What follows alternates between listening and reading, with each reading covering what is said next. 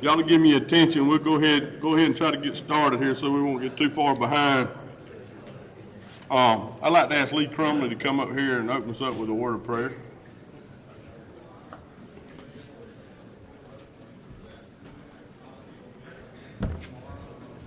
Thank you, Bart. Let's pray if we can, y'all.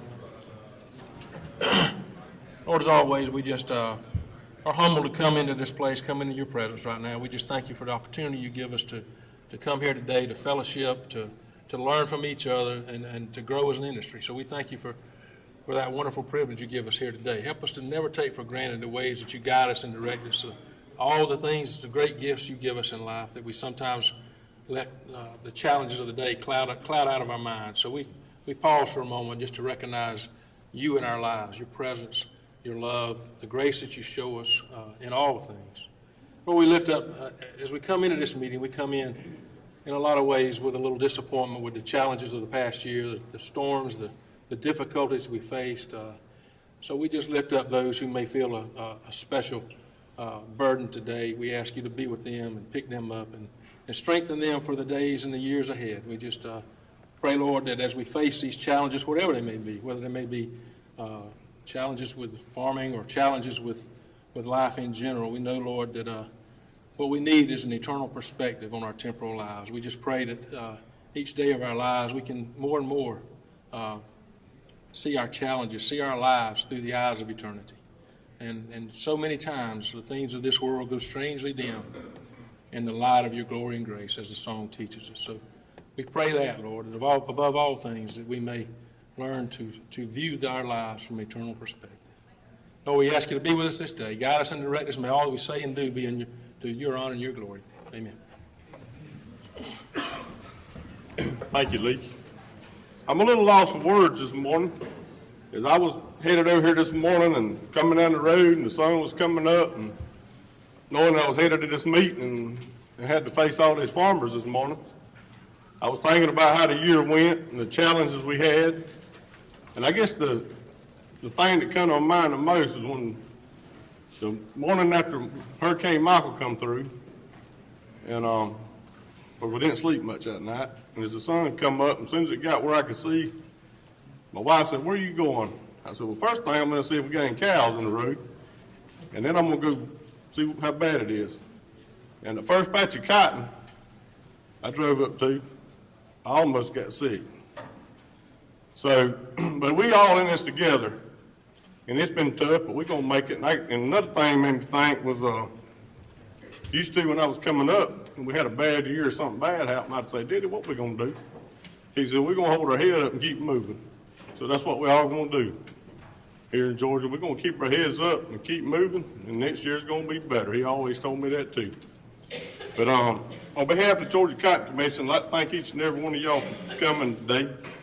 And I got to, first off, I'd like to recognize my board members. If they would stand up as I call their name. Our vice chairman is Matt Coley from Dooley County, Lee Cromley from Bullitt County, Chad Mathis from Baker County, Chris Hopkins, Toombs County, John Ruart, Morgan County, and Stephen Meeks from Wayne County. I don't think Stephen could be here with us today. And also I'd like to recognize our staff. I guess they're in here by now. Our executive director is Richie Seaton. I think most of y'all know Richie. Our director of public affairs is Taylor Seals. Taylor. And our office manager and our boss, Ms. Martha. Is she in here? Maybe she's still out there. I'd like to also recognize Mr. Louis Perry. He's a past chairman of the Georgia Cotton Commission. I think he was president of Southern too one time, wasn't he, Mr. Louis? We have Mr. Chuck Coley here. He's been real involved in the cotton industry and past president of the National Cotton Council. Ronnie Lee is here with us today. He's past president of the National Cotton Council. All these guys have been real involved in the cotton industry, and we really appreciate that. Also, the Farm Bureau president, Mr. Gerald Long, he's our ex-official for the Cotton Commission. I think Rainer Churchwell might be here today representing him. Is he here? Or he was earlier. And Mr. Gary Black's ex-official. And I think Andy Harrison's here representing him today. Thank you, Andy, for coming. I'd also like to recognize, I don't know if them guys are here, our cotton team here at UGA. We have a really good group of ladies and guys that was on our cotton team. They do a really good job. They put in a lot of long hours doing our research for us, and they work really good with us. And any of the staff here at UGA, we appreciate their support too, also. We have some special guests here today too. We have our CEO, Mr. Gary Adams from National Cotton Council here. Right there he is. Didn't know he was coming today. He slipped in here on us. We have Jody Redden representing Senator Isaac's office. Thank you, Jody. We have Jim Davis, our field rep for our area for the National Cotton Council. Alice Johnson, Austin Scott's office, is also here today. Today we have a special announcement to introduce a partnership for working lands. Our presenters are Ryan Heinger and Ryan Kurtz. Ryan Heinger is the Director of Agriculture and Conservationist of Innovations for Pheasants Forever and Quail Forever. In this role, Ryan is leading the organization's Precision Ag and Development private sector partnership to improve farmer profitability, sustainability, and wildlife habitat. Dr. Ryan Kurtz is the Director of Agriculture and Environmental Research at Cotton Incorporated. Ryan develops and administers an entomology research program aimed at improving production efficiency and profitability, as well as reducing cotton's environmental impact. Would you guys come forward?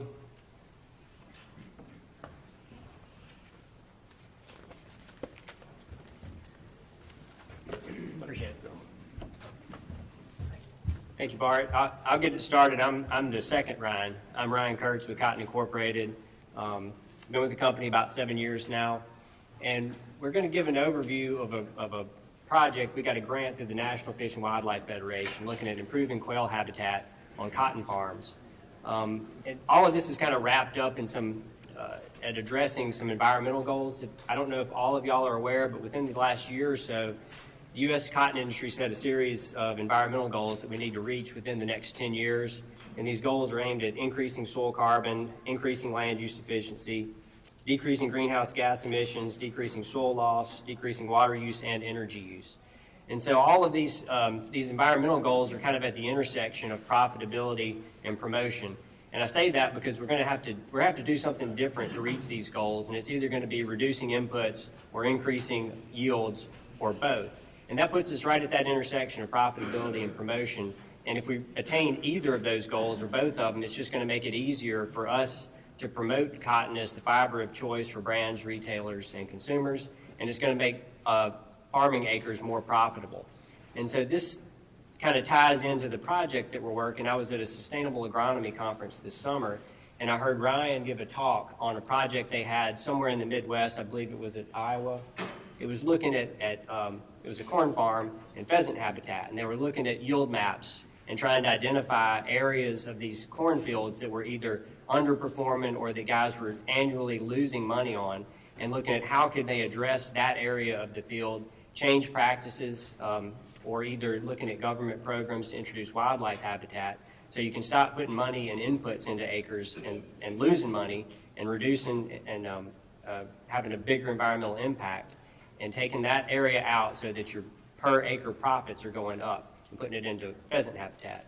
And so that's just kind of teeing it up, the general premise of the whole thing. And I'm going to turn it over to the other Ryan here to give kind of more details about how to put some wheels on this. Thank you, Ryan. Certainly want to thank and recognize the Georgia Cotton Commission for having us here. As you might be able to tell already, I'm not from Georgia. From Iowa, fourth generation farm kid. Looked at the phone this morning, and I might have to apologize to all of you because it was 19 below on our farm in Iowa today, and my wife and kids were out doing chores, and I may have inadvertently packed some of that cold air, brought it down here. But really happy just to be here today. As Ryan said, this partnership, we're building it right now. My main goal, as part of just being here and being out there for the booth, is to get input. We want to hear from all of you how these amazing technologies that you have on the farms today, how that could be put to work, coupled with analyzing every single acre and then looking for solutions. And it's not necessarily a farm it or conserve it approach. This is a full spectrum of solutions. We want to get as creative as possible. As a local grassroots organization in our chapter model, we have the chance to pool resources, bring new resources to bear from the outside, work with USDA and state of Georgia financial cost share as well to help provide real-world solutions to these projects. So we've been working on this initiative for a couple years up in the Great Plains and Corn Belt with some success. We're excited about what the potential exists down here, but again, this is a unique and a first type of an approach. We're very, very excited to have John Deere as a national partner of ours. We've been working a little bit with AgPro as well already on this project, so getting some traction there. The American Society of Agronomy and their Certified Crop Advisor program is also heavily involved, and really it's just rooted in helping provide the best quality technical assistance to growers possible, getting as many great minds around the table together to bounce ideas and solutions off one another, and ultimately provide that grower back with ideas on these low-performing acres of the field. And of course, what we see and hear time and time again is growers know that. We certainly know that on our farm. But then the challenge becomes, what are my other options? What are my other solutions to exist? And of course, quail and Georgia really go well together. So we're excited about how this can help boost that population again on these working farms across the state, and working hand in hand with Cotton Incorporated. So please spend some time. I'm going to be here all day. Love to get to know you and hear your ideas and input. Thanks again for having us.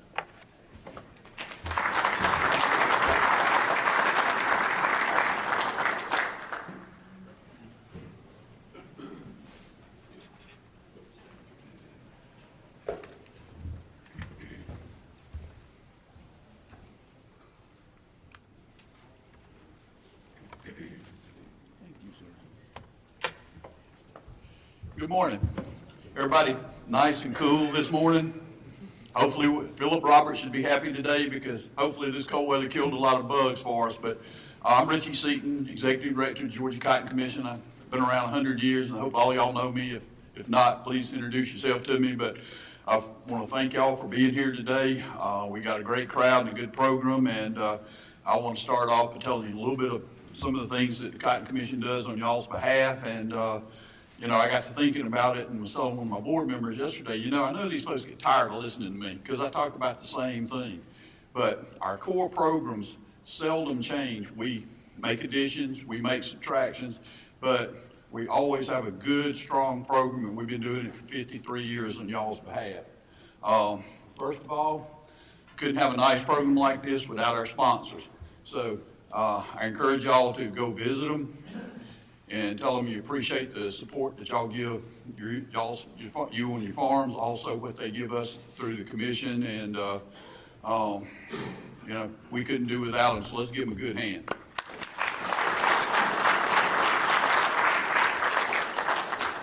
I also like to recognize the folks that make the Cotton Commission work, Taylor Seals and Martha Harris. They work with me there in our office in Perry, and they do a good job for us, and we couldn't do things without them, and I certainly appreciate them. And certainly the UGA Conference Center here, those folks are awesome.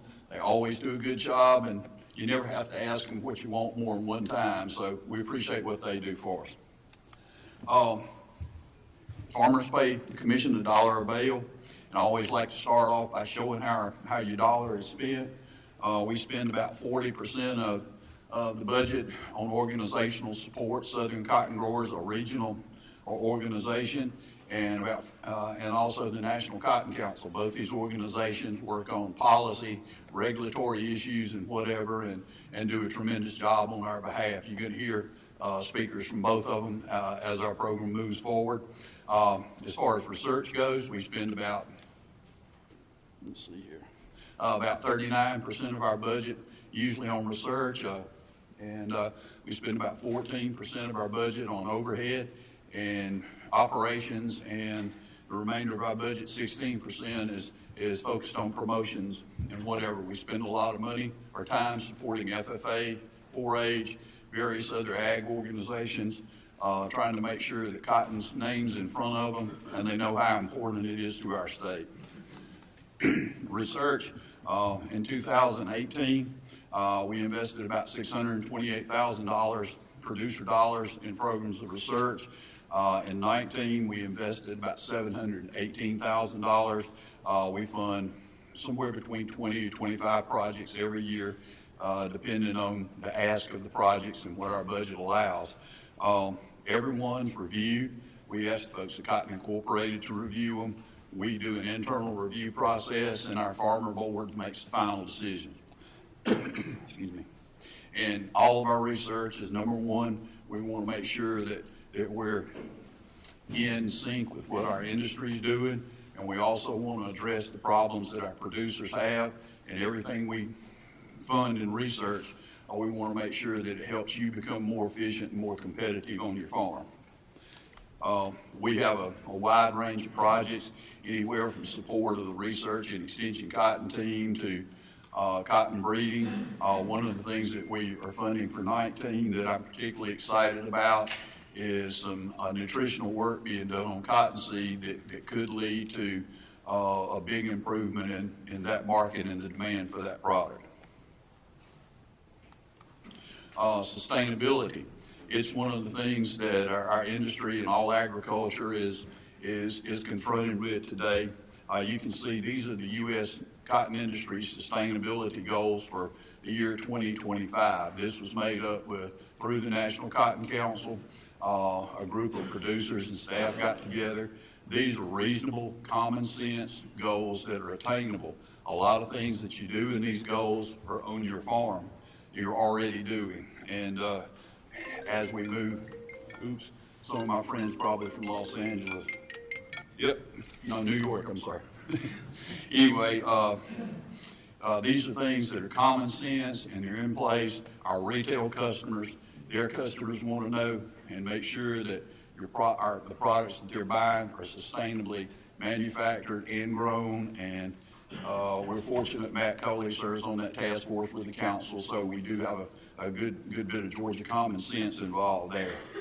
As far as our promotion and education program, I'll hit on a couple of highlights here. This year we were able to partner with Farm Credit and the Georgia Southern Football Alumni Group to produce rally towels, which were handed out at their ag game. We also sponsored a portion of their ag game, which worked out real good. This is our fourth year with Georgia Public Television. We partnered with them to do the high school football playoffs.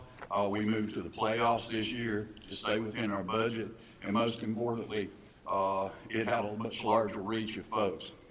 And also, too, this year we were able to get something going with UGA Sports. We got some announcements during the game on the ribbons, and we also got an ad in the program for football, baseball, and basketball, which gives us year-round visibility. And here again, the message in all that is, how important cotton is economically to our state and the good job you guys do, and ladies, in producing a sustainable, high-quality product. Promotion and education. We have an education kit called Cotton the Story. We've probably given out about 1,500 or so of those since we've had them. They've gone to 25 states. Every F4H or every extension office, and Farm Bureau office in our state has them. We saw about 3,000 folks at school days last year or farm days. And we also have done a real good job, our Taylor has, in boosting up our social media. Please look at us, GeorgiaCottonCommission.org is our website. And we also have a good presence on Facebook. And, there's a lot of good information there, and it leads you to places where you can find out what you know about the cotton industry. Washington Report, I'm going to kind of skip over that, but, we were fortunate. Cotton's had a rough run of a few years, but thankfully the process from our cotton organizations have led us. We got back into Title I. It wasn't an easy pathway, but that process worked well for us. And now we're back in Farm Bill, and hopefully we'll get that Farm Bill in place and continue to move forward. Regulatory issues. We're all very excited that the Waters of the U.S. was repealed, and I believe not too long, or not in the very distant future, we will have some comments on the new program. And another thing is our access to dicamba. I can't tell you how many letters we wrote through all of our organizations to make sure that we had those labels continued so you'd have that product to use if you needed it and so desired. And also, we will have the Using Pesticides Wisely training this afternoon, so it'll be over in the big auditorium, so please don't forget that if you need to get that training. Sorry, excuse me. We had a staff tour in late November. We had about 14 staffers from Georgia, Florida, Alabama, and Arkansas, and representatives from the Senate and House Ag Appropriations Committee. We thought we were going to bring them down to show them a beautiful crop, but unfortunately we showed them what Michael did to a beautiful crop, and at least they went home with that message that we had a tremendous disaster here and we needed help. As a matter of fact, Senator Shelby's representative who came, Mr. Shelby's on the Senate Appropriations Committee, so I'm going back and telling my boss that y'all got a hell of a mess down here and we got to do something for you fast. So hopefully that did some good. We took the staffers and started them, flew them into Atlanta, took them to Griffin to 1888 Mills, which is the largest domestic tile manufacturer in the U.S. And we went down to Strickland Irrigation Park, showed them, all the efforts we make in being good stewards of our water resources. Went by Thrush Aircraft in Albany, let them ride a cotton picker over at Ronnie Lee's farm, and went over by Kent Fountains, southeast end over in Guernsey, Georgia, and wound up at the port. So we think we did a good job of showing them everything they needed, and here again drumming home the importance of cotton's economic contribution to our state. And every 3 years, by law, we have to face a producer referendum. Those dates are going to be February 13th through March 15th of this year. All producers should receive a ballot. If you do not get a ballot, they are mailed from the Georgia Department of Agriculture Commodities Division. If you don't get one, you can call them and request one. Call your county agent. They can get in touch with us and we'll make sure you get one. And hopefully y'all will have confidence to let us keep working on y'all's behalf. And with that, we appreciate y'all's attendance and support. And if y'all have any questions, we'll be happy to answer them. We'll be around the rest of the day. And at this time, if you don't have any questions, I'd like to call up Commission Member Chad Mathis to introduce our next speaker.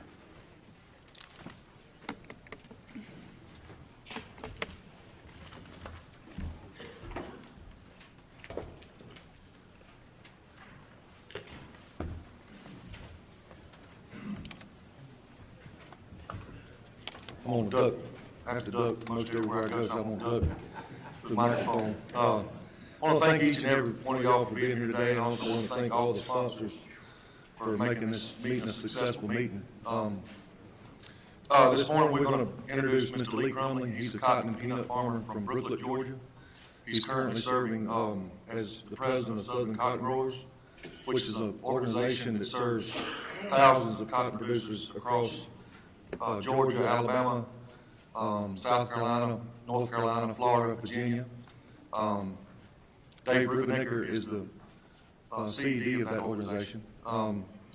Mr. Lee, he's a advisor to the board for the National Cotton Council. He serves on the Georgia Cotton Commission. He's also serves on some local boards back in his home county, FSA, Merchant Bank Board, Brooklet Gin Board. So we're looking forward to him serving us as our president for Southern Cotton Growers. He's graduated from University of Georgia College of Ag, and he's been back on the farm with his brother Charlie since 1983. Mr. Lee.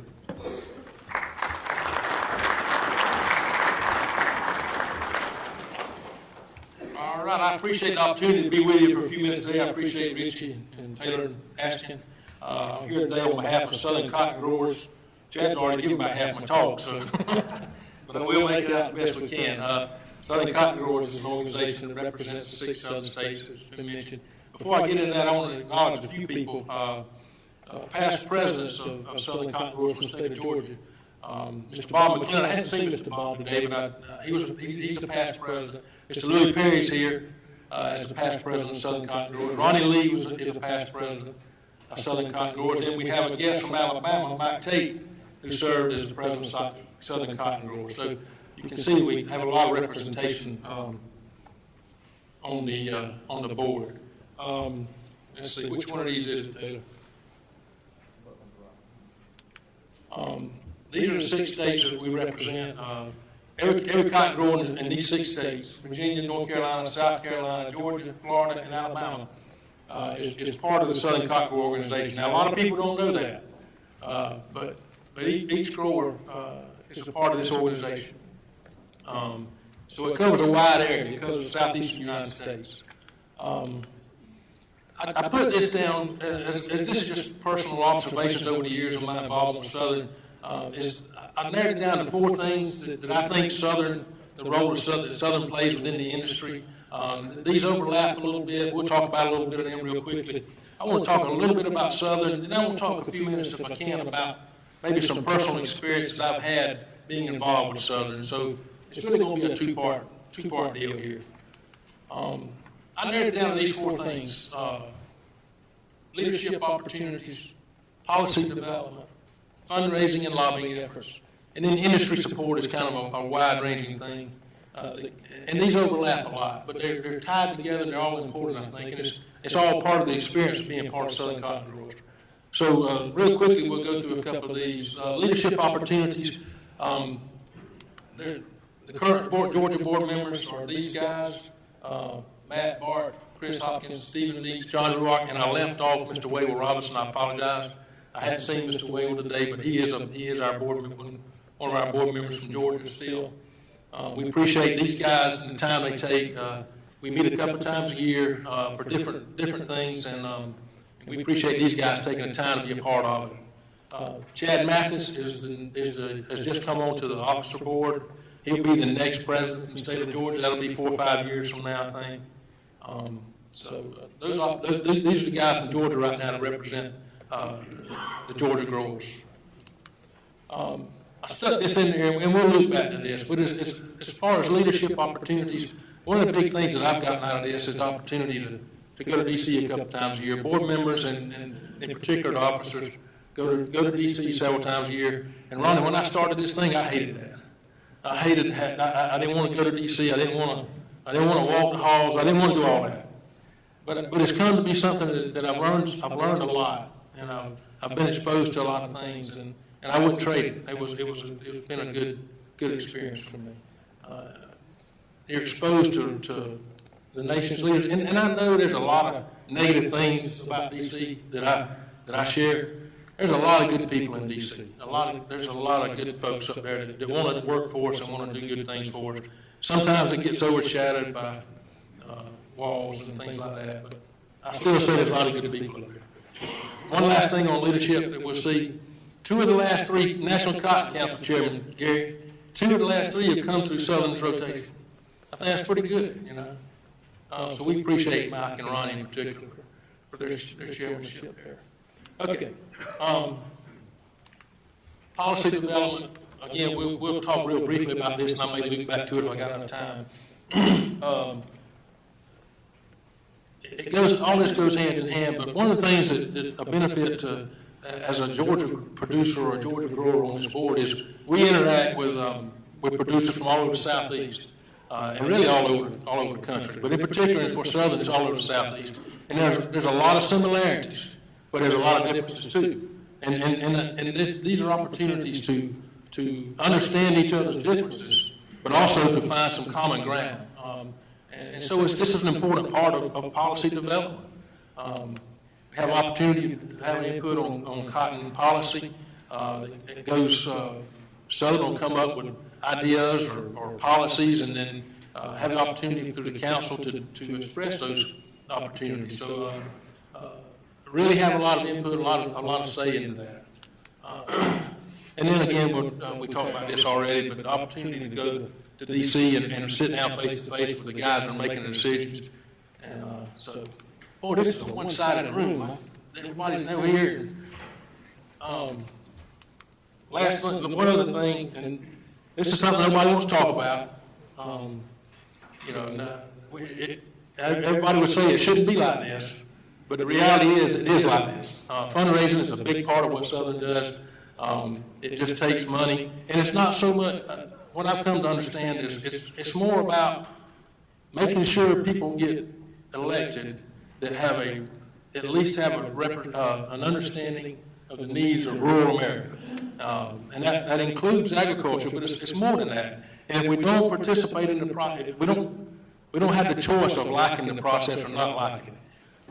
It is what it is, and it's important that we participate. It's important that we do something to try to keep these guys going back to Washington, that at least will listen to us and have some sympathy for the needs of rural America. So it's important, and nobody likes to do it. I don't like to do it, but it's a major emphasis of Southern Cotton Growers, and it makes a difference. I think we see that it makes a difference.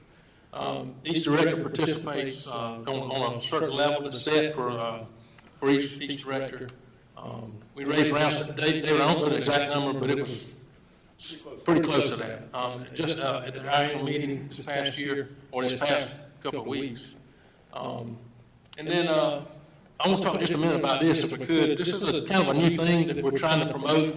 I think the council does it on a national level, but we're encouraging gens in the state and in the region to set up a process. There's a little bit of paperwork to fill out, but then you as a grower can sign up. You don't have to; it's not required, but you have the opportunity to participate in this effort. 10 cents a bale, quarter a bale. It's kind of your choice. I mean, even at 10 cents a bale, that's not a big amount for a grower. You know, it's 3,000 bale grower. That's $300, right?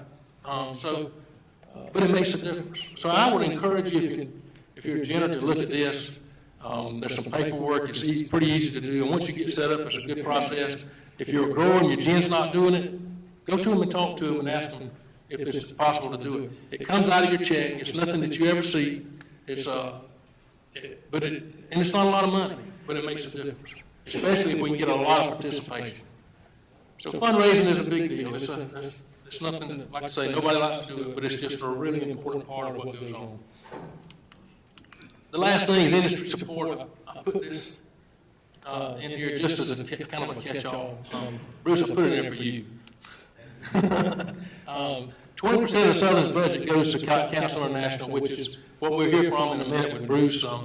But we think it's important that we have this kind of investment in Cotton Council International. It's an international arm, and it's leveraged money. There's some matching funds type thing. I don't want to steal your thunder, but 5 to 1. 5 to 1. So for the $70,000 that we put in a year, that's $350,000 that comes to Council International. So we feel like this is important. This is the biggest single budget item we have at Southern. So and we feel it's very important to do it. And in the council, through all the leadership and things that go on there, there's so many other. I'll just kind of stop with that on that. Again, as we go forward, I'm not going to steal your thunder, Mike. I'm just going to use this as a jumping off place. As we go forward, I just listed some things that are out there that will always be out there. There's always a challenge, always things going on. And I'm sure Mike's going to touch on some of this. I want to talk for a minute. Anybody timing me? Am I right on time? Okay. I want to talk for just a couple of minutes about maybe some personal experiences I've had with this and what is it we need most. By the way, this is my last slide. This is it. And you can fill it in if you want to. I got my opinion on it, but if you would bear with me for a couple of minutes, I'm going to share a few things, that opportunities I've had that have opened my eyes in some ways. We went to D.C. several years ago, and I don't remember who was in the room. We met with a senator not from the Southeast, but a very supportive senator. And the staff people there were, said a couple of things at the time. It didn't register with me much. But they want to help us, they want to work with us, they want to do what's right, but they wanted something from us. They said, we want, number one, we want a defendable program. We want you to come up here and bring us something that we can feel good about, that we can get behind, and we can support. And the second thing they wanted was they wanted us to come to them with one voice. They wanted us to come up there. They didn't want us to come up there as Georgia growers or Texas growers or Mississippi growers. They wanted us to come up there as cotton growers and speak with one voice. And then they would get behind us and they would work for us. And that's kind of what happened. But keep that in mind, that those two messages. A defendable program, by the way, Gary probably could define this better than me, but a defendable program to me is a program that is, of course, WTO compliant.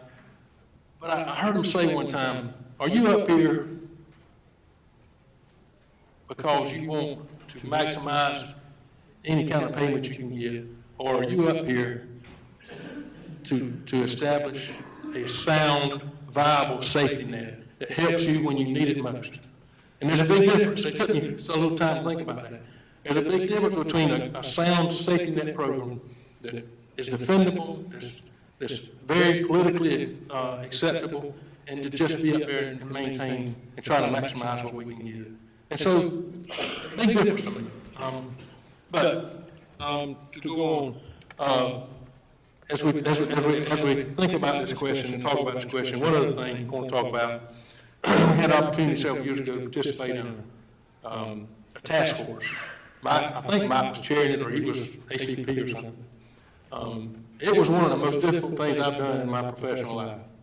It was very challenging for me personally. There was a lot of differences of opinions in that room. It went on, I don't know, for a long time. I'll never forget, Ronnie Lee was in the cab, and Richie, and we were leaving Memphis one time. And I was this close to telling them I'd had enough. It was really hard for me.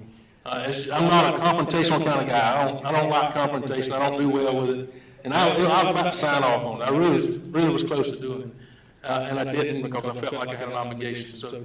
So we went on with it. But I had an epiphany of sorts, or maybe that's too strong a word. I had a realization sometime in that process. And the realization that was this for me. The purpose, the viability, the mission of the organization has to be more important than any single decision that we make. If you got to believe in the program, you got to believe in the goals, you got to believe in the organization more than any single decision that you make in that organization. And so it became easier for me as I realized that the viability and the mission of the program. Even there'll be more farm bills, there'll be more difficult decisions to make. But at the end of the day, boy, this applies in church too. We had to, you got to have, I'm getting off track. But the ministry of a church has got to be more important than the color of the carpet. You know what I'm saying? And we get bogged down in stuff that sometimes is important, but it's not the most important thing. The most important thing is the unity and the viability of the organization. And when I realized that, it became a lot easier to participate in that meeting. And so, I'm through, but what do we need most? For me, without question, without any reservation, what we need most is each other. We need the cotton growers in Texas to be successful. We need the cotton growers in Arkansas. We need each other. That's become clear to me over the past few years. We won't make it on our own. There's all kind of cliches. I'll just use one. We're stronger together. I just really believe that. Appreciate the opportunity. Apologize for rambling. Appreciate the opportunity to participate.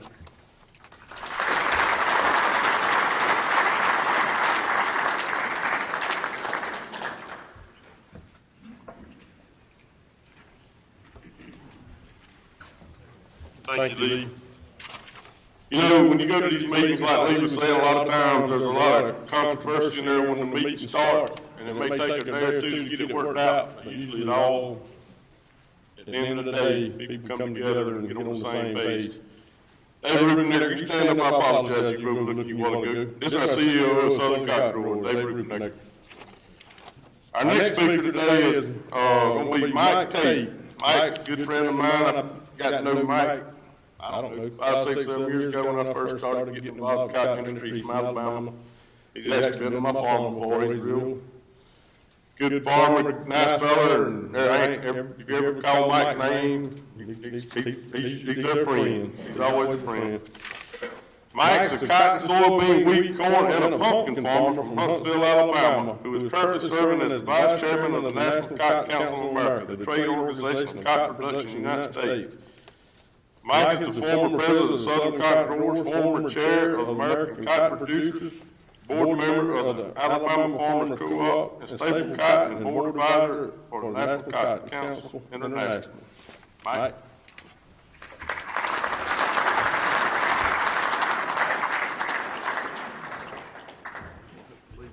Okay.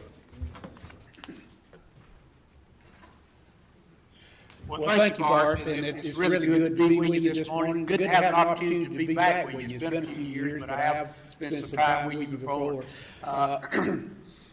Lee, very good job. I think you just really summed up a lot of the issues that are going on, especially those difficulties we have in coming to some of these decisions as we develop a process. Sometimes that process takes years, and in the case you described, I think we started back in 2015 on the getting cotton back into the Farm Bill for 2014, and also getting the new Farm Bill passed and what the policy was going to be. So we spent several years trying to develop that policy. You're right. There were a lot of differences of opinions across the cotton belt, and there were some tense moments through that process. Very difficult. Probably not the most difficult thing the Cotton Council's ever been done, but probably up there with some of the most difficult. It's good to have the opportunity to be here and provide a report on what some of the council's major activities have been this past year, and maybe look forward to what some of our challenges are going to be in this coming year. By the way, Bart, one other thing I want to thank you for introducing me as Mike Tate. I don't know what Richie was trying to do to me, but I got my badge this morning that has Michael on it. And I've been a little uneasy walking around here with Michael on my name badge. I'm Mike, not Michael, just so you know. And before I begin my report, I want to certainly thank the leaders of the Georgia Cotton Commission for your excellent leadership that you provide, and also for the financial support that you give to the National Cotton Council, and also to Cotton Council International. And we'll hear more about Cotton Council International from Bruce in a few minutes. I want to commend Richie and the staff for the great job that they do on behalf of the Commission and for all the cotton growers here in Georgia.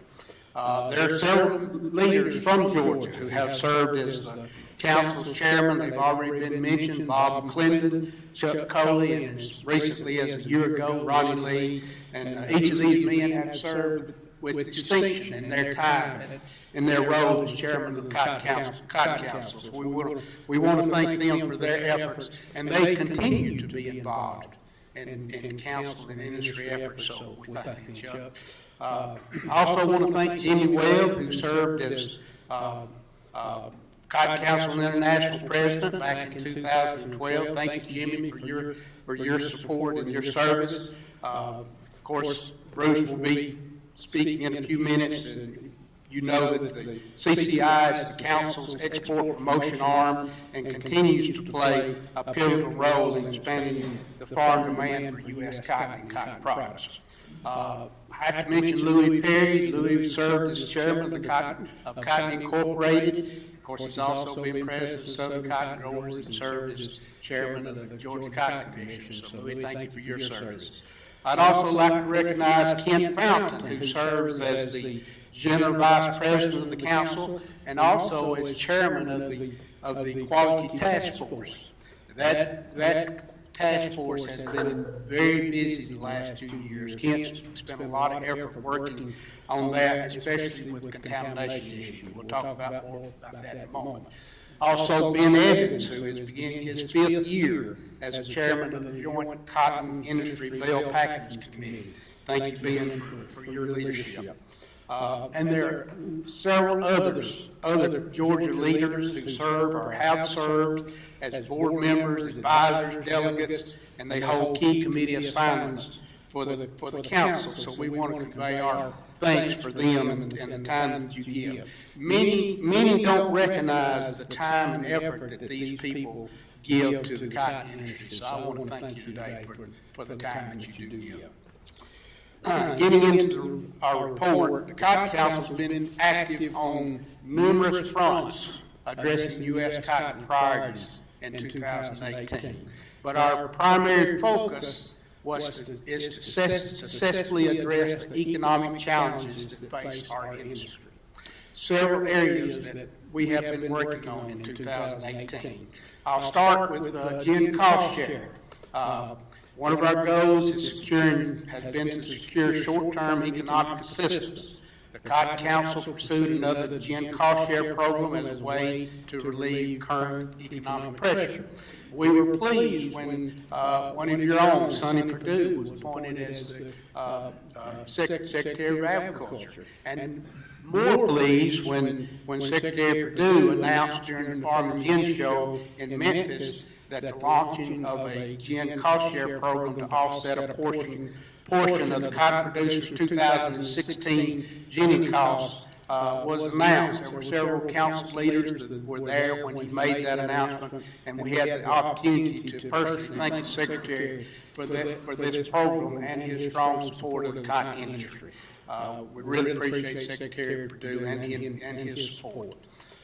Second, we work on the seed cotton program, and as you know, we were able through the appropriation process to get seed cotton back into the 2014 Farm Bill, and of course that program is in effect and has been in effect for 2018. So we greatly appreciate Congress's passage last February. About this time last year, they passed that appropriations or supplemental disaster bill that included the seed cotton program. The council, with that program, the council conducted regional information conference calls and webinars regarding provisions of the 2018 seed cotton program. There were links that were added to the council's website that included a program summary, a seed cotton PLC payment matrix, a seed cotton ART program example, and then a question and answer document also. And those things are still on the website. If you need to see those and refer back to them, they are still there. Then we got to the 2018 Farm Bills and the Council's efforts to ensure the long-term stability of the cotton industry involved work throughout 2018 to include our farm policy priorities in the new Farm Bill as it was developed and debated. And the 2018 Farm Bill was signed by the President in late December.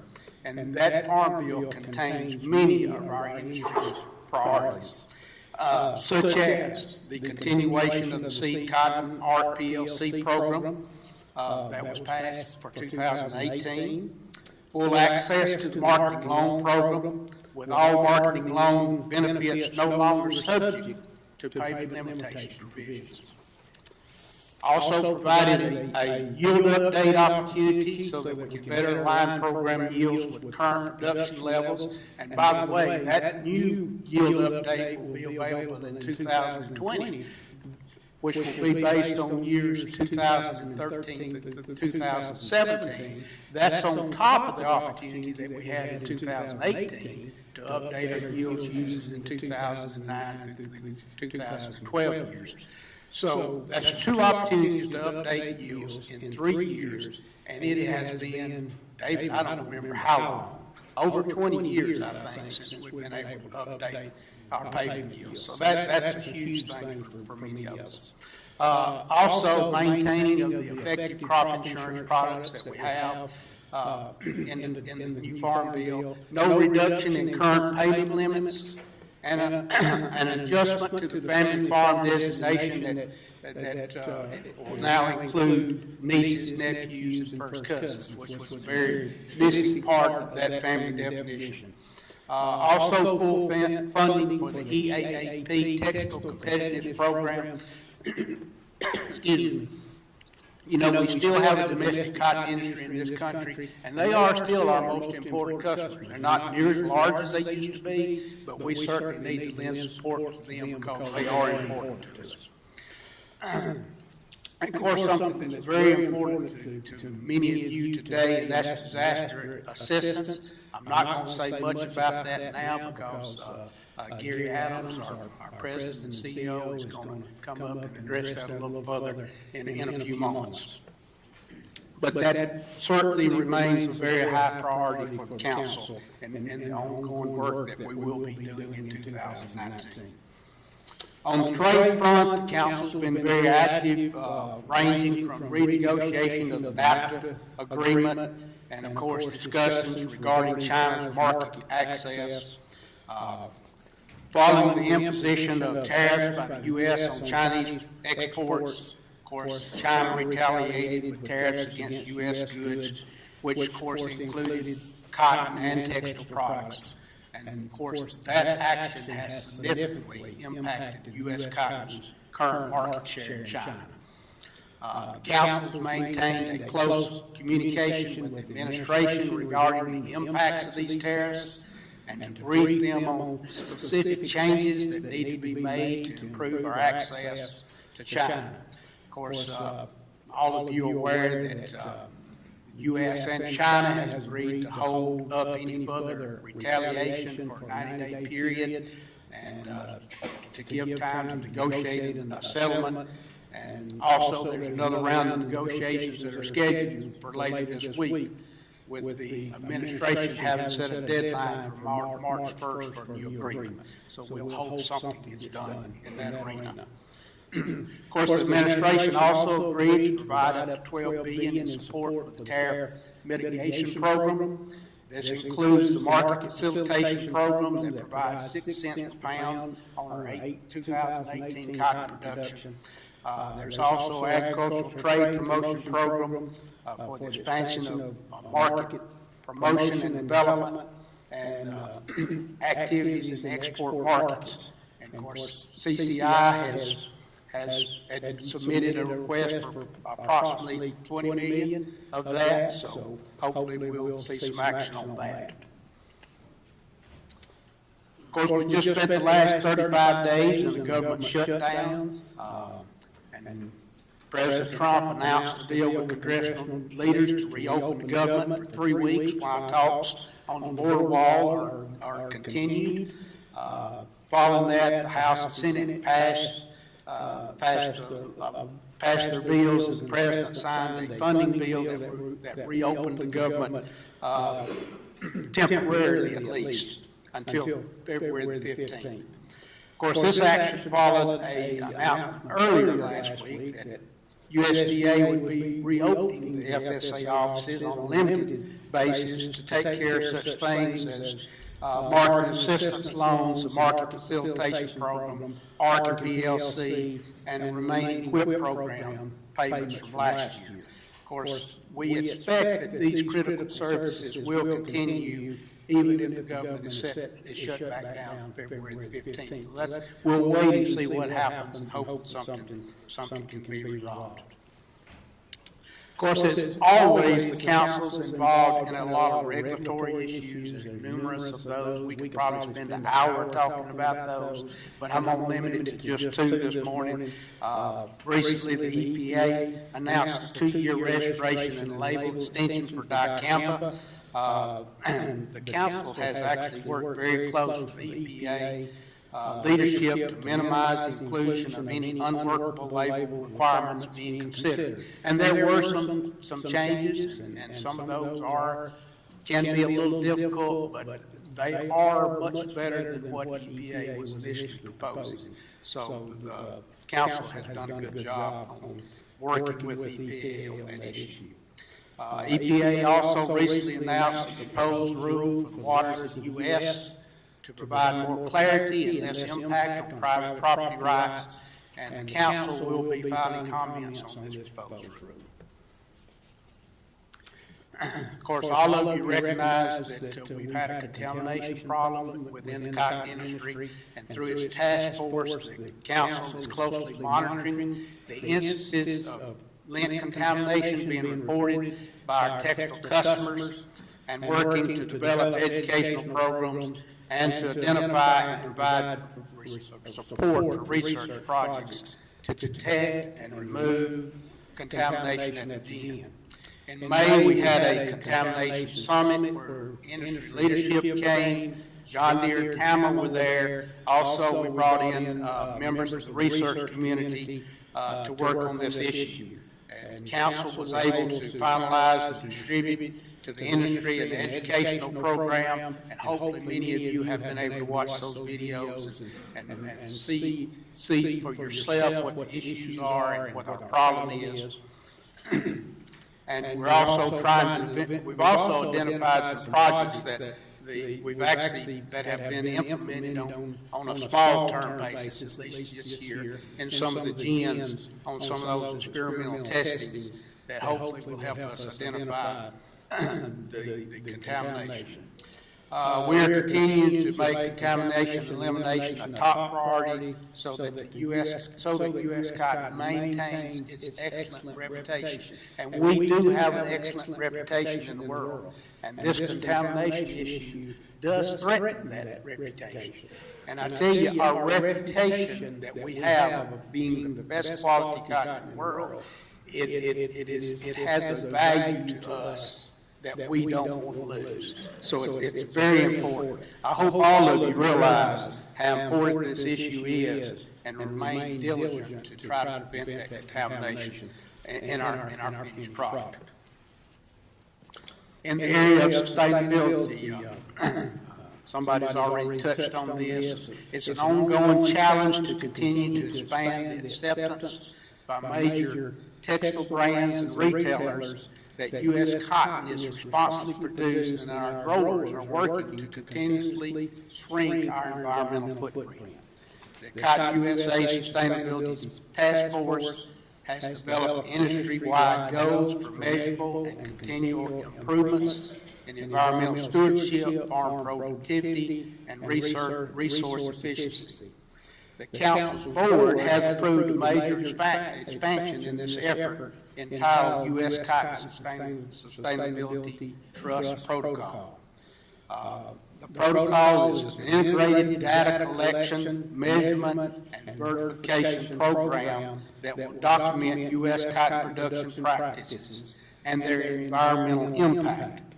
A pilot of the protocol will be conducted in 2019 and hopefully a full implementation in 2020. Actually, there were some growers that were invited to Memphis last week. I was part of that. We went up and went through this protocol, and I want you to know I am very technologically limited in what I can do, and I made it through it. So if I can make it through it, I know you can make it through this. It will take a little time. When you get the opportunity, maybe some of you will get the opportunity to go through this protocol in 2019. Hopefully all of you will have that opportunity in 2020. And if I can do it, you can do it. It's important that we provide this for the brands and retailers so that they can assure their consumers that we are producing cotton sustainable. It's another issue like the contamination that's important to the value of our product, our cotton products. So keep that in mind. I'm also pleased to note that Ken Burton, who has been serving as Vice President at Loeb & Company, has been hired as the new Executive Director of the U.S. Cotton Trust Protocol. So we look forward to working with Ken. And finally, I'd like to mention, it's already been mentioned that Southern cotton growers and Southeastern generous have a very effective political action committee, the SECC, and I urge you to support that program. Lee mentioned the new program with the GNs they have going. And that, along with the Cotton Council's PAC, Committee for the Advancement of Cotton. I feel very good about the success that we have had in 2018 in the political arena, the policies that we've gotten implemented in 2018. I think that's a big step forward for the cotton industry, but we must be politically strong to continue that success, and contributing to those packs are part of that. So I encourage you to do that. And wrapping up, I would remind you that the council's annual meeting will be in San Antonio, Texas next week. I know many of you plan to attend. Let me say a special word of thanks to the producer and general delegates from Georgia, and recognize the important work that you do, along with delegates from the other states. And that's in helping the council to identify key issues and develop the necessary policies for the coming year. So I want to thank you again for your strong support of the council and its programs. I've enjoyed my year of service as the council's vice chairman, and I look forward to another successful year. So thank you again for allowing me to be with you today.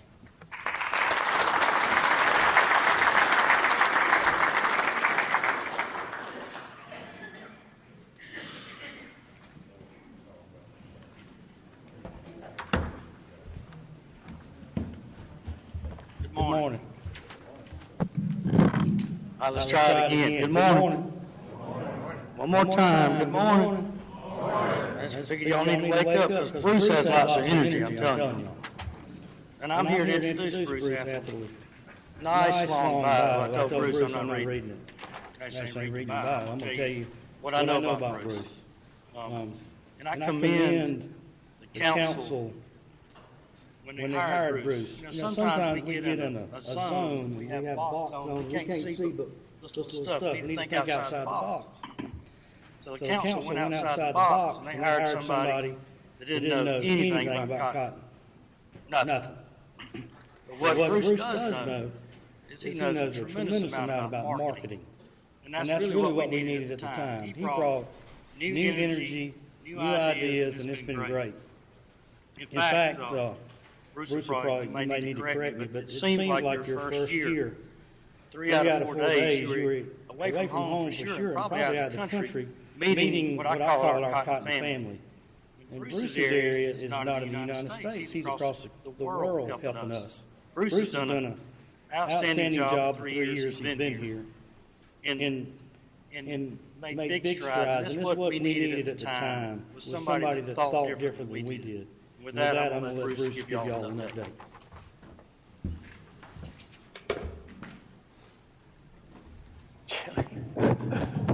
Appreciate it. Nice to be back here again. I was here 2 years ago, I think, with... That's not a good place. That's my microphone right there, okay? Always worry about taking these things in the washroom with you right before you speak, but I was with you guys, I think, 2 years ago, so some of you heard me speak then, so I'll try not to repeat some of the things that I talked about. As Jimmy said, I have been here only 3 years, you know, and so I showed this slide when I was with you guys when I first came in. Gary hired me with no cotton experience, no agriculture experience. Shoot, I don't think I'd ever even been on a farm, to be perfectly honest with you. You know, no textile experience, no USDA experience, nothing. So I was, to be honest, shocked, you know, when Gary called and said they wanted to hire me. And I said, are you sure? And hopefully it's worked out over the last 3 years. I will tell you that I've enjoyed so much learning about cotton and about what you guys do. I still have so much to learn. Honestly, last night at dinner I was sitting with Matt and Lee and a couple others, you know, we were talking, Chad, we were talking about stacks and 70% revenue sharing insurance, and I'm like, just swimming. I had no idea what you guys were talking about, you know, honestly, Matt. As Jimmy said, my job is not to know how to grow cotton. That's your job. My job is to figure out how to market your cotton, okay? And so, and again, Jimmy stole my thunder. You know, when Gary hired me, he told me my office would be in Washington, D.C. He lied to me, okay? This is where my office is, okay? My office is in the belly of a slim aluminum tube, usually a 777 flying somewhere in the world. I've been on 400 airplane flights in the last 3 years. I've been to 20 countries. In January, this month alone, I went to 4 countries and took 12 flights, okay? I spent 3 nights this month on airplanes, okay? So that's the job that I have. I gotta tell you, I love it. Now, in all those places, like people say to me, so tell me what's your favorite country? You know, where do you like to go to the most? And I tell them, Pakistan. Okay, this is me with some of my best friends / bodyguards in Pakistan. And the reason I like Pakistan is 2 things. First, they buy a lot of U.S. cotton. Okay? I hope you guys know that, because Pakistan obviously had a terrible reputation, a few years back, but they are number 5 country for U.S. cotton. They might be number 3 this year. They buy over 1 million bales of cotton right now, and that's a significant increase over the last 3 years.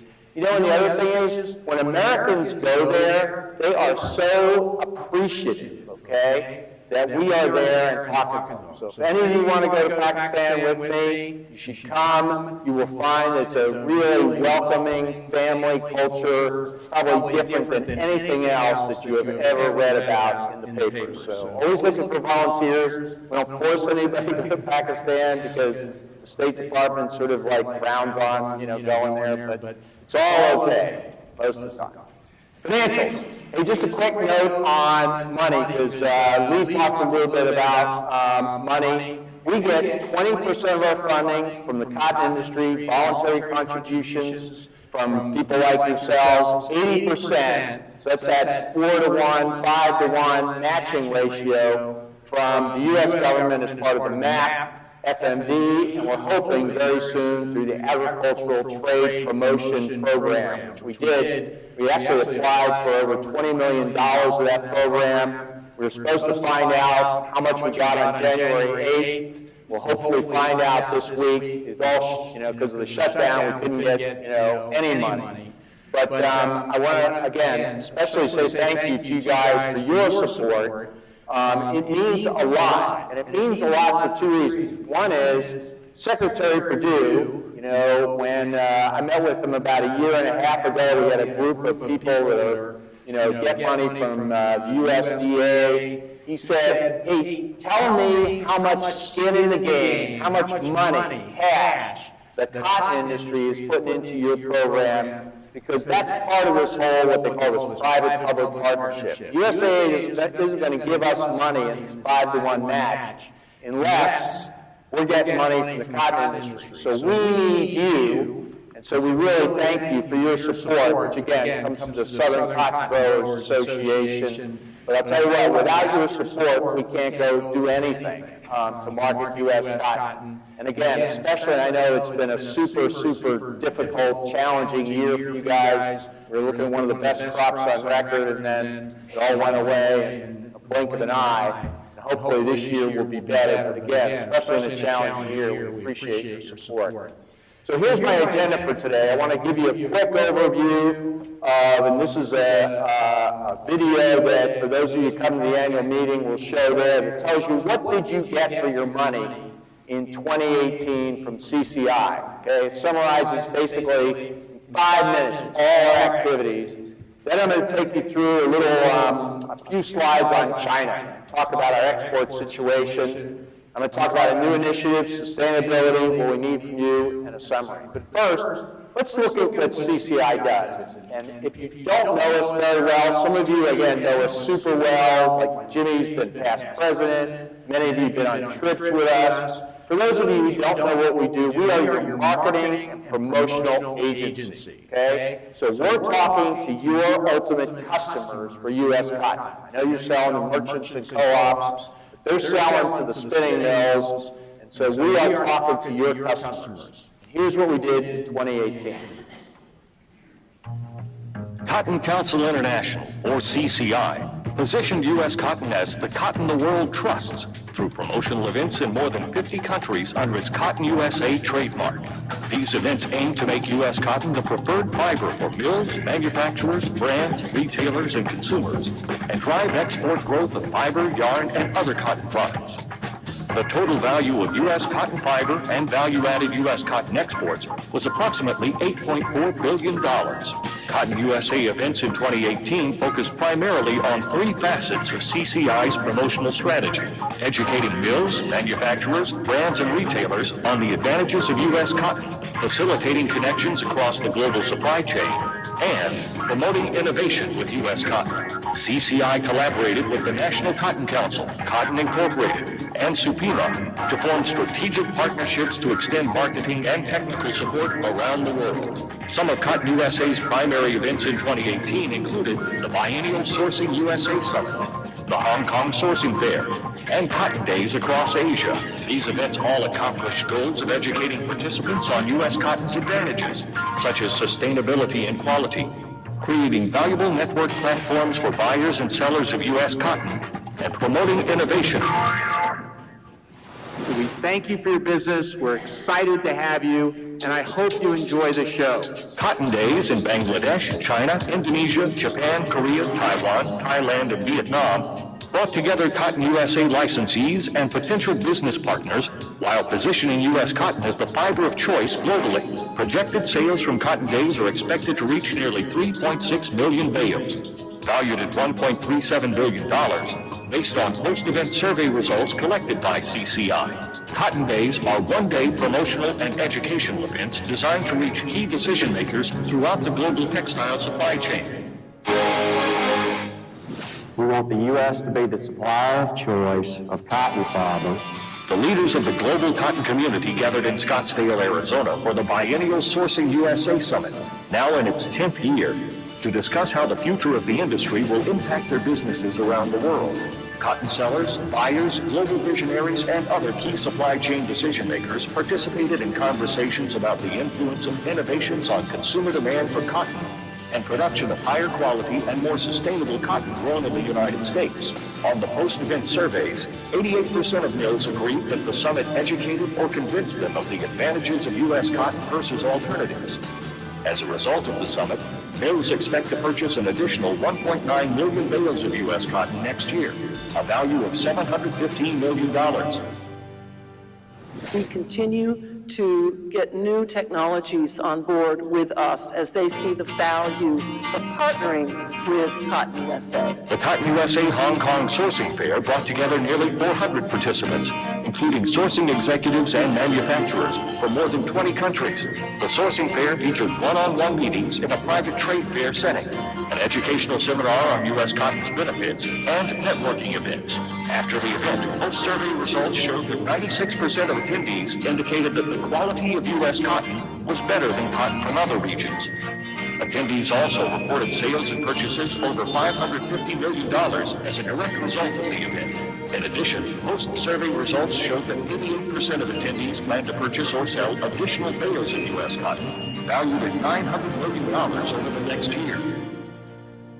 Participation in Cotton USA events in 2018 led to reported sales of 7.9 million bales of U.S. cotton, valued at approximately $3 billion. Cotton USA promotional events in 2019 will continue to educate, innovate, and stimulate U.S. cotton sales via networking opportunities throughout the global supply chain. CCI will persist in its mission of making U.S. cotton the cotton the world trusts for mills, manufacturers, brands, retailers, and consumers worldwide. CCI thanks the National Cotton Council, Cotton Incorporated, the American Cotton Shippers Association, the American Cotton Marketing Cooperatives, California Cotton Alliance, the Committee for Cotton Research, ICE Futures U.S., Plains Cotton Growers Incorporated, Southern Cotton Growers Incorporated, Supima, the U.S. Department of Agriculture, U.S. cotton yarn and textile manufacturers, and Cotton USA mark licensees around the world for their continued support.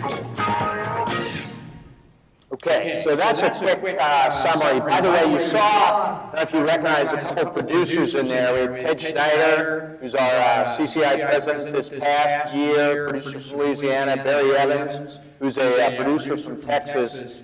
We, at all our events, and we'll probably do 20 events this year, we always like to have one of our producers or ginners there to tell the U.S. cotton story. Nobody tells a story better than you guys do. You know, we do our best to represent you, but when you guys stand up, you know, most of the people in the audience, and, you know, whether we're in Thailand or Vietnam or Indonesia, have never seen a real live cotton farmer, and it really makes a difference. So again, if you guys have interest in going on one of those trips, you know, Craig Brown at the council coordinates all that for us, and again, we'd love to have you. So I'm going to switch for a minute and talk about numbers now, okay? Exports and China. So last year, we exported 15.9 million bales of U.S. cotton as raw fiber, another 3.4 million bales as yarn, okay? So that was our second highest in history, which is great. I think this year, we're looking at more like 15 million bales. Obviously, we don't have as big a crop as we had, you know, in the previous year. We'll talk more about what's the future look like. These are the top 10 countries where we ship our raw fiber to in the world. And, you know, the 10 make up 90% of all the markets. You probably can't read that, but it's Vietnam is number 1, China is number 2, Turkey 3, Indonesia 4, Pakistan 1.4 million bales last year. Then Mexico, Bangladesh, India, Thailand, and Korea. Okay? And all the growth, I'll tell you, is in Vietnam. I'll come back to China in a minute, but it's really Vietnam, Indonesia, Pakistan, and Bangladesh. And to some extent, India is where all the growth is in terms of cotton imports. Okay? So let's talk about China, because China right now represents 16% of all of the cotton that we shipped last year. And if you look at what cotton, you know, does, no use in China, China represents a third of all the cotton consumption from a spinning mill standpoint in the world. A third, okay? So let's think about that. You know, again, we're going to talk more about the importance of China, but a third is in China. And the good news, potentially for us, is they have a big gap between their mill use, which is 41.5 million bales, and the actual amount of cotton they can grow, which has actually been decreasing, now around 26.5 million bales. So if you do that math, that's 15 million bales that they are potentially going to need to import. Now, they've been filling that gap right now by taking it from the reserves, okay? Because back, you know, you guys know, like 3, 4, 5 years ago, they were buying tremendous amounts of cotton, putting it into the National Reserve. The last 2, 3 years have been weaning that down. This will be the last year they probably sell off that reserve, which means that they'll bring in maybe 7 million bales this year of imported cotton, up from 5 million. And we think next year that number could be 12 to 15 million bales of imported cotton, okay, coming in to that country year 1920. So the U.S., if we have a great crop next year, you guys here in Georgia have a great crop, China could be a potentially important market because we had, right up until the tariffs went into effect, 46% share, okay? We have about a 40 share overall for the U.S., but our share is even higher in China. China has made a big push to making more high-quality goods. They want high-quality cotton. They want U.S. cotton. They want U.S. cotton because it has less contamination. It's more consistent, 100% class. They love your cotton, okay? And they want to use it. Now, you know, with the tariff situation, it's troubling, and we're already down. Can't even read my own numbers there, but you know, our sales are down significantly to China this year. You know, since the trade talks restarted again about 45 days ago, and ended, as Mike said, March 1st. To be honest, we're not selling any cotton right now into China. A little bit into the free trade zones. We're way down, by the way, in Turkey as well because of the lira situation and what's going on from a currency standpoint there. Way up in Vietnam and Indonesia and a couple of other countries. So when we look at what we think, where those 15 million bales will go this year, you think back to the chart you just saw. Vietnam, we think, is going to be up. Indonesia's up. Pakistan will be up. Turkey is way down. Bangladesh should be up. Mexico, about flat. And China, we think, will be down 60% if this tariff situation, continues going forward. So the overall impact, what we're seeing is, the Chinese mills are starting to buy more Brazilian, more West African cotton instead of U.S. cotton. And, it's going to be, once you start to lose that business, once they get used to processing other countries' cotton, it'll be tougher for us to get that market back. So we need this China situation to get resolved quickly. Again, you guys had a big crop last year. We're going to need places to put it. Again, China loves your cotton, so let's hope for a quick resolution to this situation. Just so you know what we're doing right now, we are staying the course in China. I had a conversation in October with the chairman of the China Cotton Association, who we work with very closely. And I said to her, hey, do you think we should even do a cotton day like we've done the last couple of years in China? She thought for a moment. She said, yes, I think we should do it. I think it shows confidence in our relationship. Because again, Gary's been going to China pretty much every year for I think the last, 5 years or more. And we built really close relationships with these people in China. And so we're going to go, we're going to do a cotton day right before their big event that they do in June. And we're going to keep supporting, everything that's going on in China. But again, it can only go for so long before we'll start to lose some market share. So that's China. So what I want to talk to you now is a new initiative at CCI. You saw up there, and many of you know, we do sourcing fairs, we do the summit, we do cotton days, we do technical seminars in country, we call on individual mills, we go to trade shows. One of the things we haven't done is a whole, this is a new initiative, and Jimmy said I'm all about new stuff, okay? So Jimmy, you haven't even seen this yet, okay? So get excited about this. It's really boring.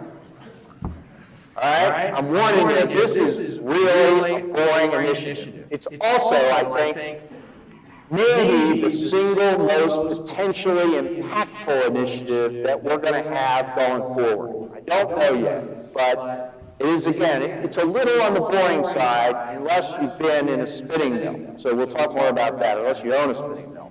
So we have 6 strategies at CCI. Again, too many words on the page, but the top one is maintain, build, prove U.S. cotton product superiority in order to drive 2 things, differentiation and premium pricing. I look at my job as not just trying to market your cotton to sell all of it, because to be honest, all your cotton gets exported, one way or another. It eventually gets sold at some price. What we want to do at CCI is get a higher price for your cotton than anybody else's cotton in the world. U.S. cotton should sell for a premium over Brazilian, West African, Indian, and Australian cotton. And that's what we got to get to. All right? So how do we get people to do that? And it's a challenge. How many of you have ever been in a spinning mill? Put up your hands. Spinning mill? Everybody been in a spinning mill almost? How about a vertical manufacturer? They're making fabric and all that stuff. Okay, a few of you. I'll tell you what, if we get a chance, it's a great thing to do to understand where your product is going, what they think of your product, and how they compare it to other people's cotton. Because if you've been in a spinning mill, you'll recognize this. Because this is our challenge with U.S. cotton. Most textile mill owners think that they make money by buying cotton at the right price, i.e. cheap. Okay? Which is really frustrating because you go to them and you say, what's the most important thing about, when you think about buying cotton? You say price. Lowest price, lowest price, lowest price, lowest price. So our challenge is we need to show them this is wrong, okay? That the way they're buying cotton is wrong, and we need to tell them that our cotton is better no matter what the price, okay? So that's our challenge. Now, how do we do that? That's not the easiest thing to do. We're trying to change behavior. And by the way, these are people, usually many of the textile mills, spinning mills around the world are family owned. They're literally, it's kind of interesting to me that, you know, our producers, you know, in the U.S., you guys are family businesses. You go around the world with spinning mills, these are family mills a lot of times, okay? These are fathers, sons, grandfathers, generations that have been doing this. And trying to change their minds is a challenge. But here's how we're doing it.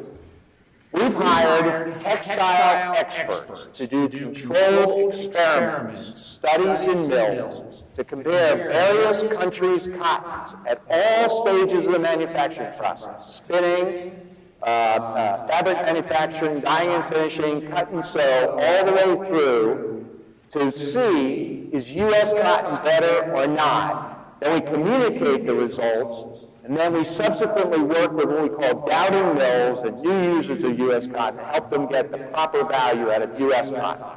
Okay, so that's what we're doing right now. We have 3 people now on our team. If you go back, you know, honestly, when I started, we never had anybody who had any technical knowledge about textiles. Our lead guy is a guy named Roger Martin. He's 74 years old. He's got the energy of a 24-year-old. For those of you who will be at the annual meeting next week, he'll be there speaking. He's got 50 years experience in knitting and weaving and knows this stuff backwards and forwards. We just hired a guy, I can't even say his last name, Mehmet, in Turkey, okay, who spent 30 years at a spinning mill in Turkey. And Tate, who works for us, who has 30 years of experience in textile engineering. He's one of our employees in D.C. So what we're doing with these mill studies, the first one we did, we had Roger do in a factory in Bangladesh. And we compared Indian CIS, which is Uzbekistani, Turkmenistan cotton, and U.S. cotton, with one product. We took a 30-count single knitted garment, okay, 3 colors. You can see the prices were, 84 cents for Indian, actually a little more expensive for the Uzbekistan cotton, and 87 cents a pound in the U.S. And Roger spent 9 weeks on a factory in Bangladesh doing this study, which is quite astounding, because Bangladesh is not exactly a garden spot. Now, I'm not going to take you through all this stuff. I put this chart up because, I remember I said this is boring, okay? This is boring stuff unless you're a mill owner and you're talking about money. Because this is about comparing waste. How much waste came from the Indian cotton versus CIS versus U.S. cotton? So Roger measured all this stuff. Then he went through spinning performance from a stop standpoint. How often did the machine have to stop? Because a stop means a loss of efficiency. So he said U.S. cotton rich yarn equal 15% fiber loss, 17 for Indian, 14 for CIS, with 50% fewer machine stops. Okay? Technically superior yarn, he had higher running and machine efficiency when he did the knitting analysis.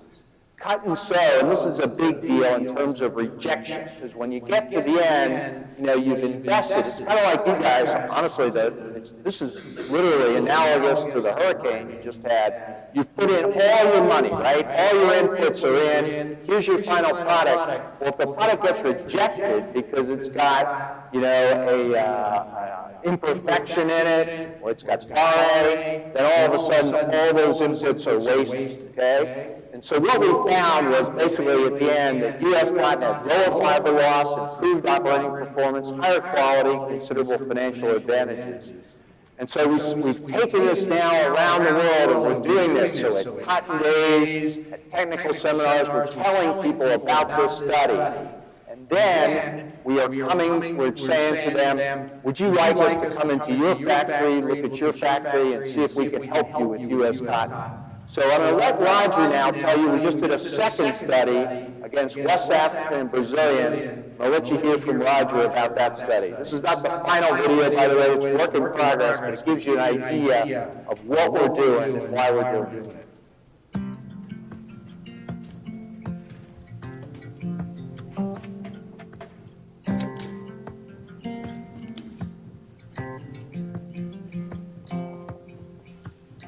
To make the study easier to do, we wanted to choose a company that was vertical in its operations. Vertical means basically that you take in fibre at one end and out the other end you pop garments. We chose a company that is really a major supplier to many of the important brands in both Europe and the USA. Really, the idea of working with somebody like that is that you're going to be able to find quality control results. I spent probably 9 weeks actually in the factory, and we follow the processes all the way through from start to finish. For each of the 3 fibres that we're studying, we look at the quality control results. We also look at the performance results, that's the machine efficiency, the number of stops, the amount of waste that's generated at every process. We don't change the machine settings or try and change any of the conditions, so that we take out as many of the variables as possible. So the first step is to do a technical evaluation of how the 3 fibres performed during the process. We do a financial evaluation based on the technical performance, till at the end you come out with the real value of the cotton. West African cotton had proven that it had performed very well during the yarn manufacturing process. Not that the US cotton hadn't performed well, but the West African cotton had performed marginally better.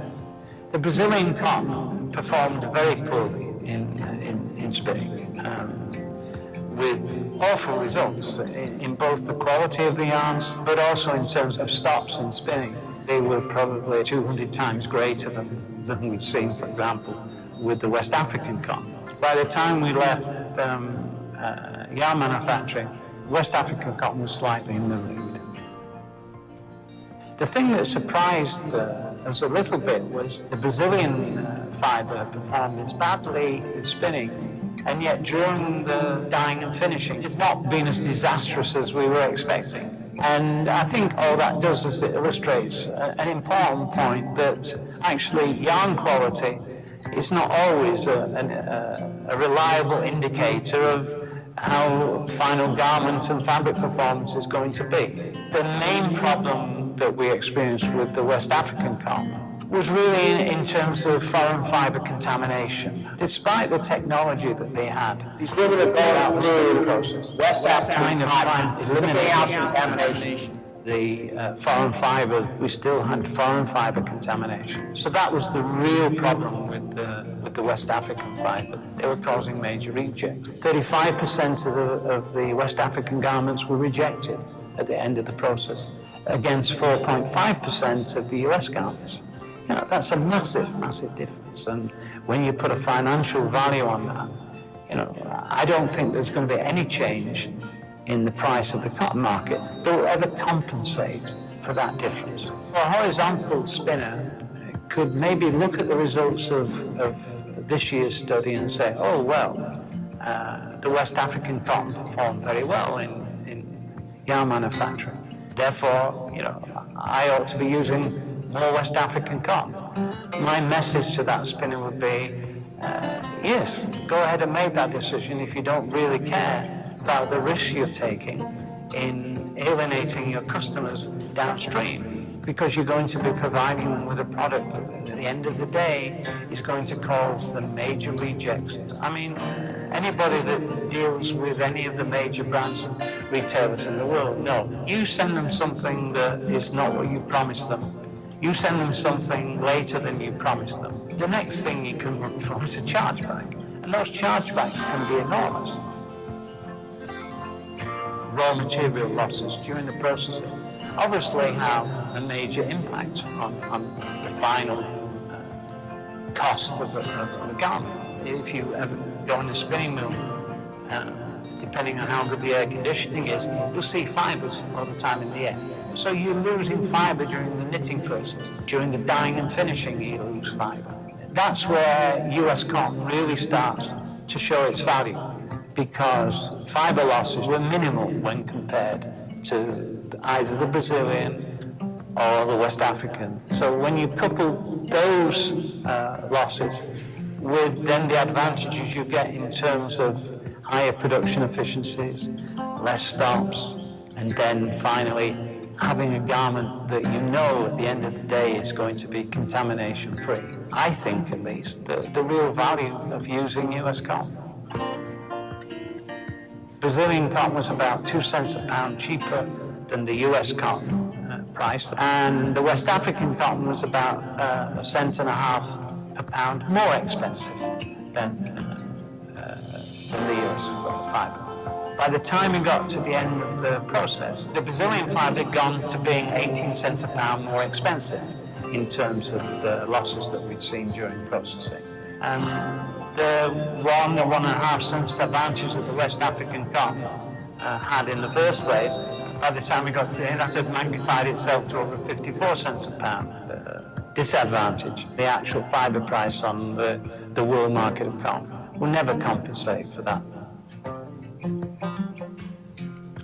So, you know, it's not the most interesting stuff unless you own a spinning mill or textile manufacturer, and then you're going to care, because that's money we're talking about. And at the end of the day, the message is you can save money by spending more up front for U.S. cotton.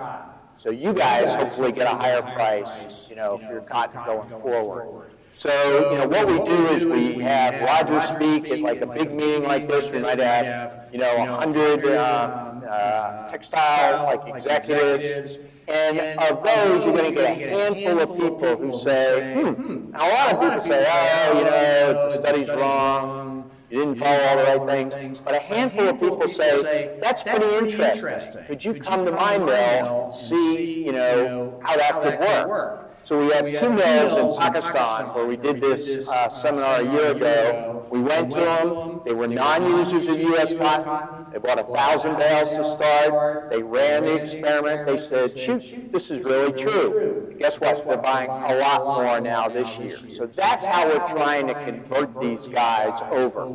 It's a slow process. I'm not going to kid you, but I think, you know, it's not sexy, but it works. And I think we're going to expand this program. Similarly, get more success stories like the 2 we have in Pakistan.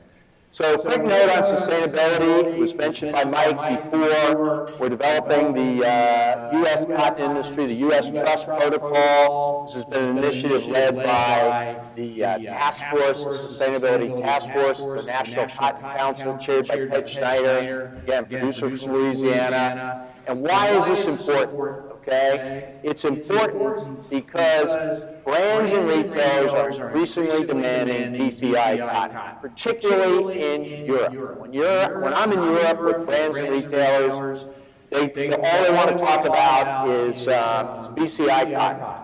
And also the German government, okay? There's a division of the German government that has a thing called the Partnership for Sustainable Textiles. And they have actually said they've got 100 German companies, okay, in their partnership, including small ones like Adidas, Puma, Hugo Boss, okay? Big companies, I'm kidding, right? Big companies. And they're actually saying U.S. cotton is not sustainable. Why isn't U.S. cotton not sustainable? Because we don't have a set of standards, we don't have independent third-party verification. Well, all of us in the room know that that's BS, right? I mean, our cotton is the most sustainable in the world, but these things have become standards, and third-party verification have become kind of a way for the brands to mitigate their risks with NGOs and media. And so we've had to create our own U.S. Trust Protocol, which again is coming, because without those 2 things, and those brands, I'm going to tell you know, H&M, everybody sees there's an H&M on every corner, every city in the world. You know, we met with the senior buyer for H&M. He looked us in the eye and he said, 90% of the cotton I'm going to buy is going to be BCI, 8% is going to be organic, and the other 2% can be anything. So basically locking us out. And we don't want that, okay? Because they use like over, I think, 2 million bales of cotton a year, all right? So the protocol is being rolled out. I guess, again, some people, Matt, Mike participated last week in a little pilot. You're going to see more of it. Again, you're going to get, honestly asked to participate in this. And I know it's going to be more time, more effort for you guys to do this. And you're going to say, really? Am I really going to get more money for my cotton? Probably not. But this is going to keep our market open so that ultimately we can sell your cotton, hopefully again, around the world to all these brands. We're not locked out anywhere. Okay, so more to come on the protocol. So where do we need your help going forward? Mike mentioned contamination, still a big issue around the world. Again, U.S. cotton is known as being contamination-free. The more we can keep the yellow wrap out of there, the more we win. Please sign up for the U.S. Trust Protocol when it's available. And again, please advocate with your senators, congressmen, the administration, anybody you can for a quick end to the war with China. Because again, next year, we're hopeful we get a big crop, and we're going to need a place to sell it. And China's going to be, I think, our #1 customer at that time. So please know that thanks to your funds and the support of the USDA, we continue to enjoy a high profile in the global cotton world. We continue to build on U.S. cotton's excellent reputation, new initiatives, keep bringing back success stories like this one we talked about in Pakistan, and do our best to sell your cotton going forward. So again, thanks for your support. Appreciate everything you guys do.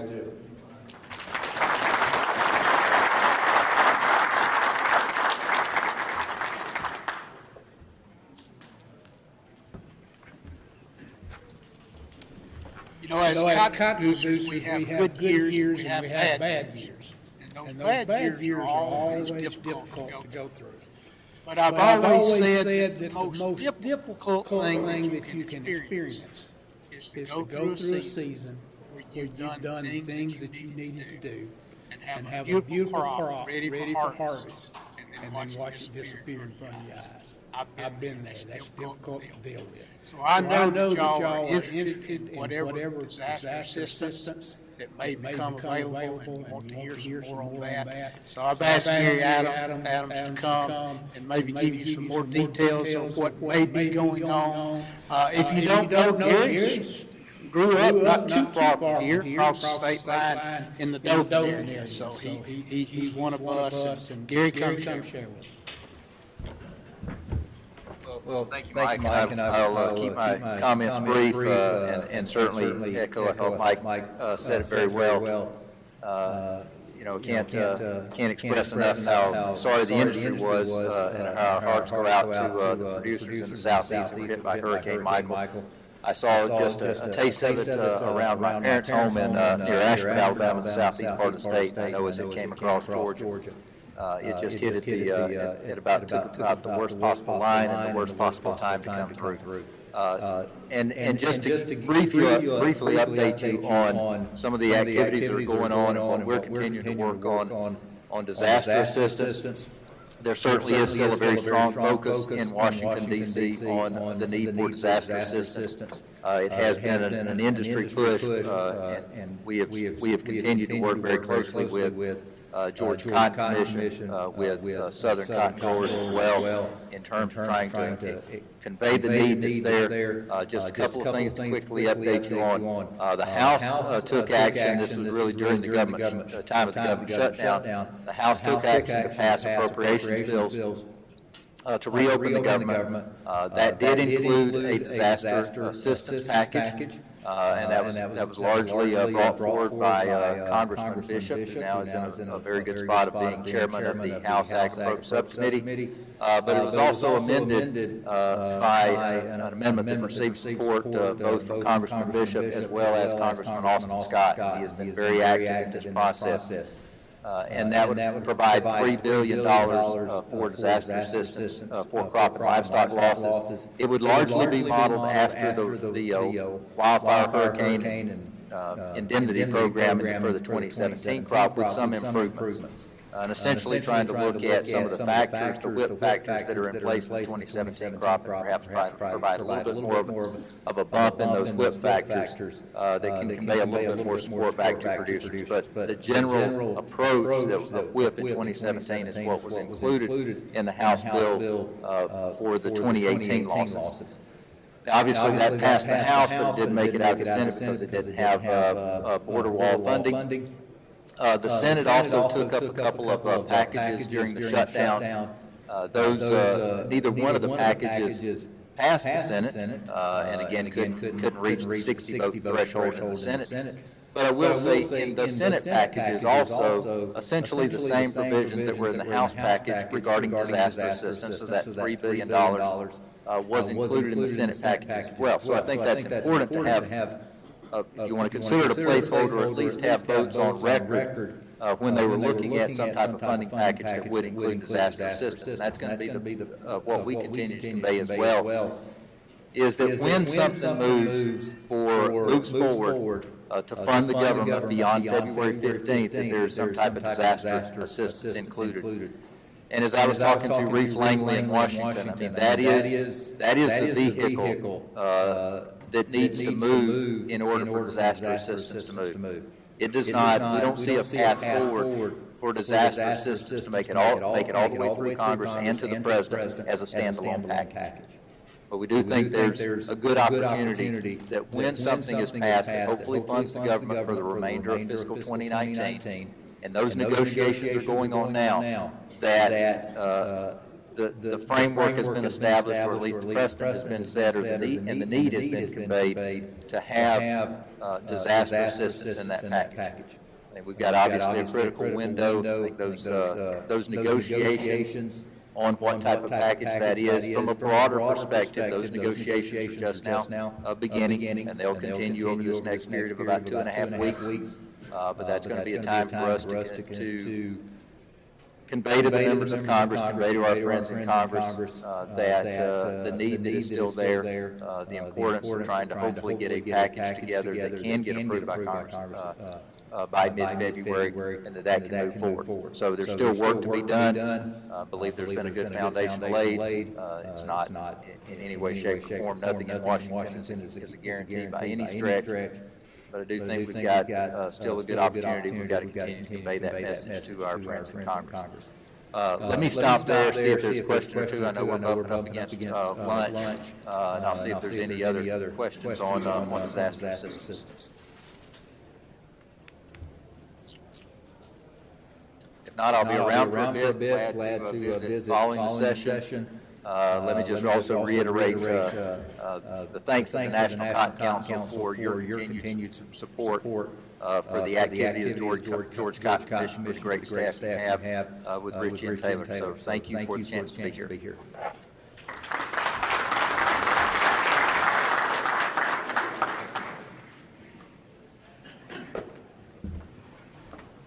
We didn't have Gary on the agenda. He surprised us and made the effort to come down here, and we certainly appreciate the leadership he provides to the National Cotton Council and what those folks do for us, as well as our David Rivnicker and our Southern Cotton Growers organization. One of our major sponsors is the Farm Credit System of Georgia, and Rhonda Shannon's going to come up and make a few comments and give our blessing. I'm going to go ahead and do this, Rhonda. But after we finish, food lines are over here.